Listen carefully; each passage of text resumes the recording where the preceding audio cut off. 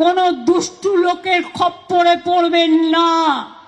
আর মনে রাখবেন, কোনো মেয়েরা কেউ ডাকলেও আর চলে গেল সেটাও যাবেন না। কে দুষ্টু লোকটা কে জানতে চাই? শাহজাহান দুষ্টু, না বালু দুষ্টু, না পার্থ দুষ্টু, না অপা দুষ্টু? সবাই ভালো থাকবেন আর মিলেমিশে থাকবেন, কোনো দুষ্টু লোকের খপ্পরে পড়বেন না। আর মনে রাখবেন, কোনো মেয়েরা কেউ ডাকলেও আর চলে গেল সেটাও যাবেন না। আগে দুটো ব্রিজ করে দিয়েছি, আবার আমি একটা ব্রিজের কথা বলে গেলাম। আবার যখন টাকার সংকুলন হবে, আমাকে 16 লক্ষ বাড়ি আবার করতে হবে। এই 12 লক্ষ বাড়ির টাকার যোগান দিতে হবে, খাদ্য ভাণ্ডারের টাকা যোগান দিতে হবে, স্বাস্থ্যসাথীর টাকা যোগান দিতে হবে, লক্ষ্মীর ভাণ্ডারের টাকা যোগান দিতে হবে, সংখ্যালঘু, আদিবাসী, OBC, schedule caste, general caste সকলের জন্য, কৃষক থেকে শুরু করে শ্রমিক থেকে শুরু করে তাদের সমস্ত প্রজেক্ট চলবে। আমি যখন রেল মিনিস্টার ছিলাম, জানেন তো, আমি যখন রেল মিনিস্টার ছিলাম আমাকে সবাই বলতো, আমাদের বাড়ির সামনে একটা স্টেশন করে দেবেন?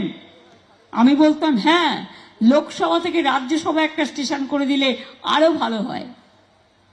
সুতরাং এটা মানুষ বলতেই পারেন যে ইছামতি নদীর উপর 1000টা ব্রিজ হোক, কিন্তু সেটা তো সম্ভব নয় ফিজিক্যালি। তাই জেটির উন্নয়ন করা হচ্ছে, জেটি ঘাটের উন্নয়ন করা হচ্ছে, লঞ্চ বাড়ানো হচ্ছে, স্পিড বোট বাড়ানো হচ্ছে, এবং ট্রান্সপোর্ট থেকেও যা যা করার সেগুলোও করা হচ্ছে। তাই আপনাদের সকলকে আমি বলবো, পিঠে পালো হচ্ছে মা বোনেরা, পৌষ পার্বণ হচ্ছে, মেলা হচ্ছে, পিঠে পার্বণ হবে, ইতু পুজো হয়ে গেছে, লক্ষ্মী পুজো হবে, নবান্ন হবে। সবাই ভালো থাকবেন আর মিলেমিশে থাকবেন, কোনো দুষ্টু লোকের খপ্পরে পড়বেন না। আর মনে রাখবেন, কোনো মেয়েরা কেউ ডাকলেও আর চলে গেল সেটাও যাবেন না। আপনাদের অধিকার, আপনাদের নিজস্ব অধিকার। সরকারি যখন প্রজেক্ট পরিকল্পনার জন্য চেষ্টা করবেন, সরকার দুয়ারে সরকার করবে, আপনার দরজায় আসবে, আপনি তাকে বলবেন, সে আপনার কাজটা দেখবে। আর যদি কেউ আপনাকে ভুল বোঝায়, মিথ্যে কথা বলে, আমি জানি এখানে অনেক টাকার অঙ্কের খেলা হয়েছে, পরে দেখলেন তো সবটাই ভাওতা। মিথ্যা বেশি দিন চলে না, মিথ্যেটা কিন্তু একদিন প্রকাশ পায়। আমি চাই, যা হয়েছে হয়েছে, আমার মনে নেই, আমি ভুলে গেছি। আমি মনে রাখতে চাই, সন্দেশখালীর মেয়েরা, ছেলেরা, তারা 1 নম্বর স্থানে আসুক, তারা ভারতবর্ষে 1 নম্বর হোক, তারা সারা বিশ্ব জয় করুক, সারা বিশ্বে 1 নম্বর হোক, তারা এগিয়ে যাক, তারা এগিয়ে চলুক, এবং তারা গান গেয়ে বলুক, শুকনো গাঙে আসুক জীবনেরও বন্যার উদ্যম কৌতুক, শুকনো গাঙে আসুক জীবনেরও জয়গান গাও, জীবনেরও জয়গান গাও, জীবনেরও জয়গান গাও। জীর্ণ পুরাতন যাক ভেসে যাক, যাক ভেসে যাক, যাক ভেসে যাক। দেওয়ার সুযোগও নেই, যেটা মমতা ব্যানার্জির আছে। তিনি বেতন নেন না, কিন্তু তার লাইফস্টাইল লোক দেখছে। তিনি বেতন নেন না, কিন্তু তার লাইফস্টাইল, চলাফেরা, আদব কায়দা তার এবং তার পরিবারের লোকজন দেখতে পাচ্ছে। উনার পরিবারের একটা লোকের নাম বলুন তো 11 সালের আগে বিদেশে গেছে।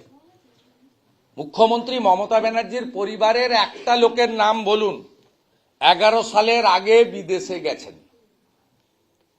আর 11 সালের পরে আপনার পরিবারের লোকরা ডাক্তার দেখাতে আমেরিকায় যায়, 2 বার ইউরোপ, 4 বার দুবাইতে যায়। আপনি কার কাছে কি গল্প করছেন? মানুষ দেখতে পাচ্ছে না? এই মুখ্যমন্ত্রী তো সড়ক পথে যাওয়া উচিত ছিল সন্দেশখালী। এখন তো বর্ষা নেই, কাদা নেই, অধিকাংশ এলাকা তো উনার ভোট ব্যাংক। কালো পতাকা তো কেউ দেখাতো না, পুষ্পবৃষ্টি খেতে খেতেই যেতেন।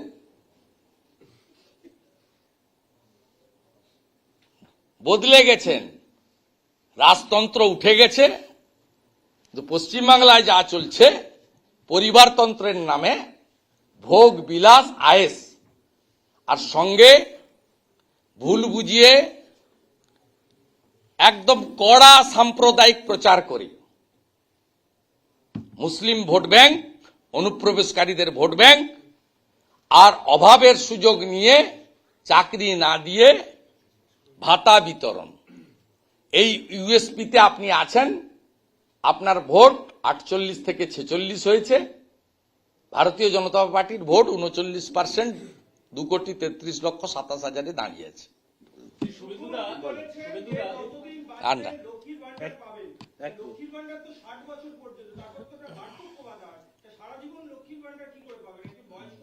আমাকে জিজ্ঞেস করছেন কেন?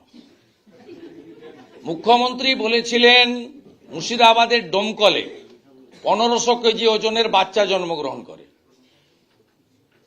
কাঞ্চন মল্লিক নিশ্চিতভাবে 6 লক্ষ টাকা দাবি করেছেন, আমি মিডিয়াতে দেখেছি। এটা 2.5-3 কেজির বাচ্চা নয়। মুখ্যমন্ত্রী তো বলেন পৃথিবীতে 1177টা দেশ আছে। মুখ্যমন্ত্রী তো বলেন মাতঙ্গিনী হাজরা গিয়ে পিছাবনিতে মারা গেছেন, তমলুকে নয়। মুখ্যমন্ত্রী তো বলেন 47-এ রবি ঠাকুর গান্ধীজিকে ফলের রস খাইয়ে অনশন ভেঙেছিলেন।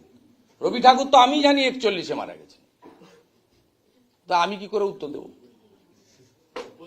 একই সঙ্গে বলছে সরকারি প্রকল্পের জন্য টাকা দেবেন না, তার মানে সরকারি প্রকল্পের জন্য টাকা দিতে হয়। মুখ্যমন্ত্রী বলেছেন সরকারি প্রকল্পের জন্য টাকা দেবেন না, তার মানে ওরা ঘুষ নিত, নেয়। এগুলো সব ইমেজ বিল্ডিং।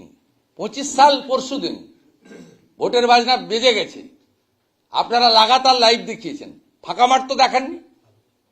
পিছনের মাঠগুলো তো ওই আপনার যত জোন করেছিল পিছনগুলো তো গোটাটা ফাঁকা ছিল, আমার কাছে তো ভিডিও আছে। আপনারা দেখাননি।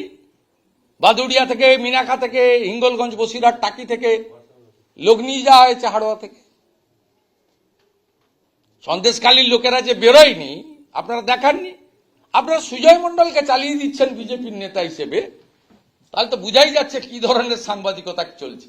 যিনি পার্শ্ব শিক্ষক সংগঠন টিএমসির উত্তর 24 পরগনা জেলার নেতা, তাকে বলছেন বিজেপির নেতা, জোর করে কার্বাইড দিয়ে ফল পাকানোর মতো।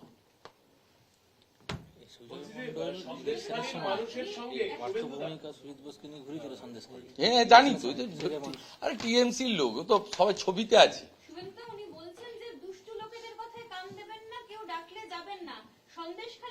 কে দুষ্টু লোকটা কে জানতে চাই? শাহজাহান দুষ্টু, না বালু দুষ্টু, না পার্থ দুষ্টু, না অপা দুষ্টু?